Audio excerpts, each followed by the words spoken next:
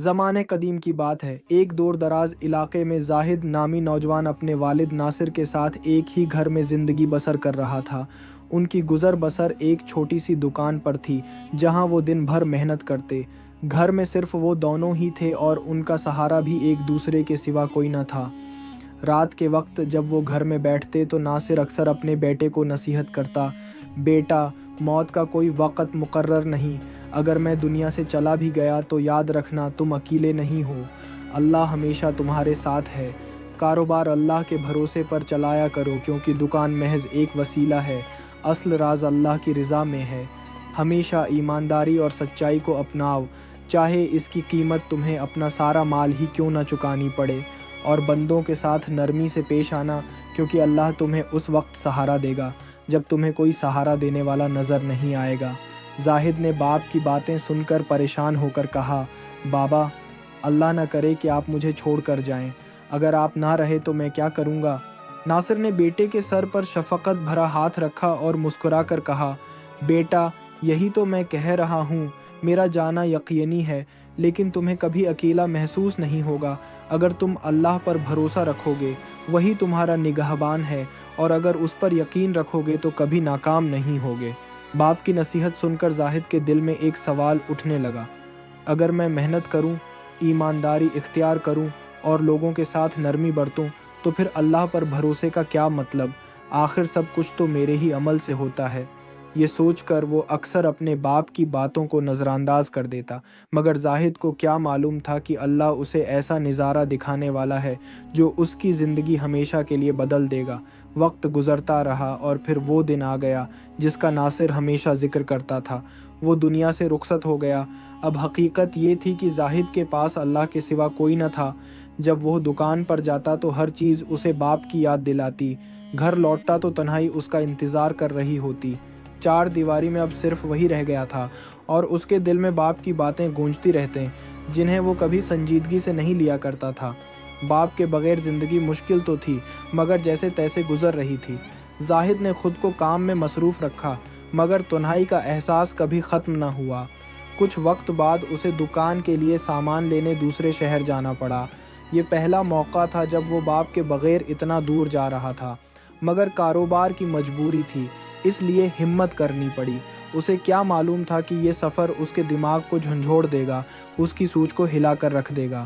گھوڑے پر سوار، امید کے سہارے وہ شہر کی طرف چل نکلا۔ راستہ طویل اور اجنبی تھا مگر وہ پرامید تھا کہ منزل پر پہنچ جائے گا، مگر جوں سورج مغرب کی طرف جھکنے لگا اس کی امید بھی ڈگمگانے لگی۔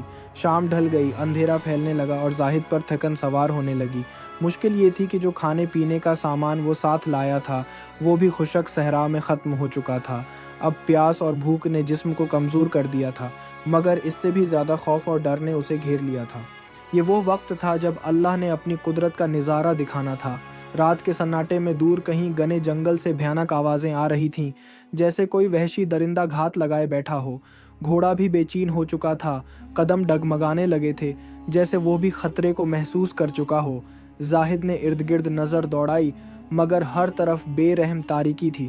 اس نے خود کو تسلی دی، بس تھوڑی دیر اور شاید آگے کوئی محفوظ جگہ مل جائے، لیکن حقیقت اس کے تصور سے کہیں زیادہ خوفناک ہونے والی تھی۔ پورے گاؤں کے گھر سنسان اور خالی تھے۔ دل میں خوف بیٹھنے لگا لیکن ہمت کر کے وہ روشنی کی طرف بڑھا۔ وہ روشنی ایک گھر سے آ رہی تھی۔ دروازے پر دستک دی تو اندر سے بھاری آواز آئی، کون ہے؟ رات کے اس پہر یہاں کیا کر رہے ہو؟ زاہد نے جواب دیا، میں مسافر ہوں، دمشق سے آیا ہوں، راستہ بھٹک گیا ہوں اور رات گزارنے کے لیے پناہ چاہتا ہوں۔ کچھ لمحوں بعد دروازہ کھلا اور اندر سے آواز آئی، آ جاؤ۔ زاہد نے گھوڑے کو باندھا اور اندر داخل ہوا تو حیرت سے رک گیا۔ سامنے ایک مزدور شخص زمین پر لیٹا ہوا تھا جس کے دونوں پاؤں نہیں تھے۔ زاہد بھی پاس بیٹھ گیا۔ وہ شخص مسکرا کر بولا، مسافر، کہاں سے آ رہے ہو اور کہاں جا رہے ہو؟ زاہد نے ساری کہانی بیان کر دی۔ اب وہ اس عجیب بستی اور مزدور شخص کے بارے میں سوچنے لگا۔ پھر زاہد نے بیقراری سے کہا، بھائی صاحب، مجھے شدت سے پیاس لگی ہے، مہربانی کریں مجھے پانی دیجیے، بھوک سے بھی نڈھال ہوں۔ مزدور آدمی نے سکون سے جواب دیا، بھائی، پانی تو یہاں نہیں ہے، تمہیں وہاں جانا ہوگا جہاں صحرا میں دور روشنی نظر آ رہی ہے، وہیں سے پانی ملے گا، اور کھانے کا اس کا انتظام تو خدا ہی کرے گا۔ یہ سن کر زاہد کو عجیب سا لگا، مگر پیاس اور بھوک سے مجبور ہو کر وہ روانہ ہو گیا۔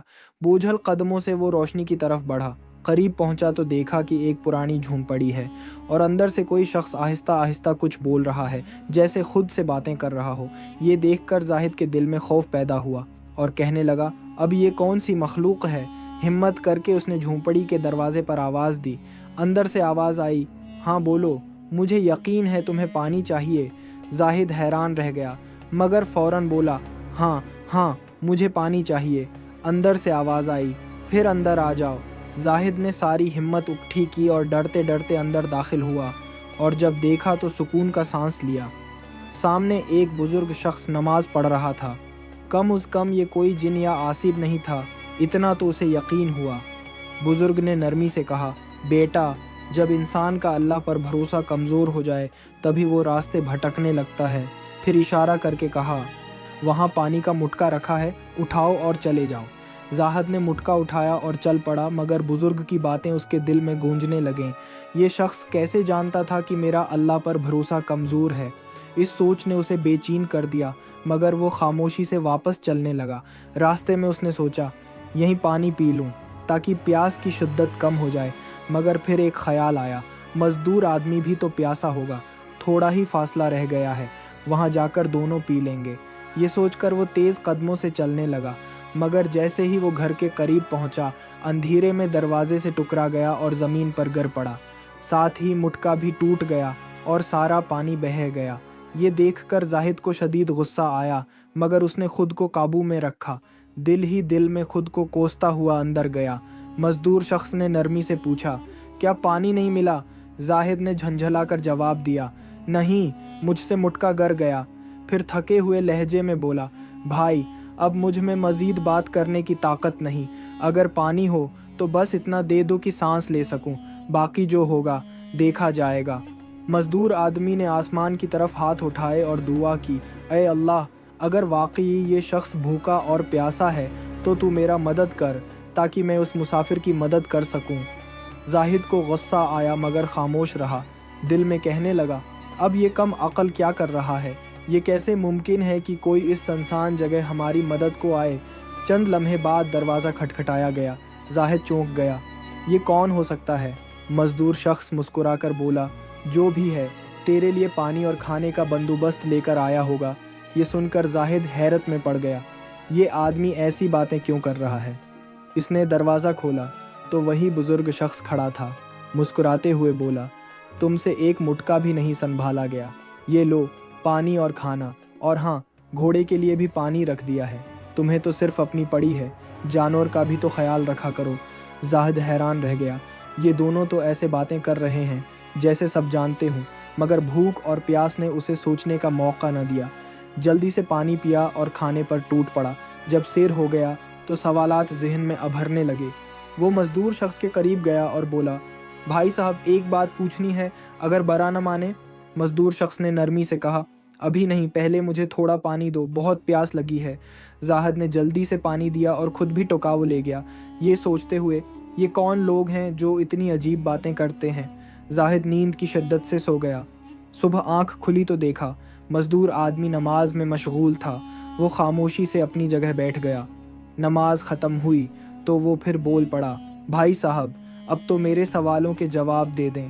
مزدور آدمی مسکرا کر بولا، تم بھی عجیب ہو، اللہ نے نئی زندگی دی، کھانے پینے کا بندوبست کیا، مگر تم نے نہ رات کی نماز پڑھی نہ صبح کی۔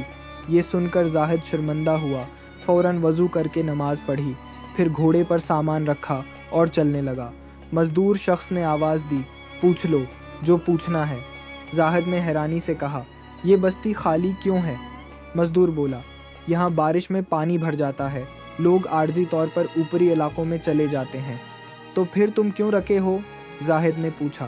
مزدور شخص نے کہا، میں جا بھی نہیں سکتا اور عبادت کے لیے یہ جگہ چھوڑنا نہیں چاہتا۔ پھر زاہد نے کہا، اور وہ بزرگ کون ہے؟ اللہ کا ایک نیک بندہ، ساری رات عبادت کرتا ہے اور غریبوں کی مدد کرتا ہے۔ زاہد نے آخری سوال کیا، تمہیں اتنا یقین کیسے تھا کہ کھانا آ ہی جائے گا؟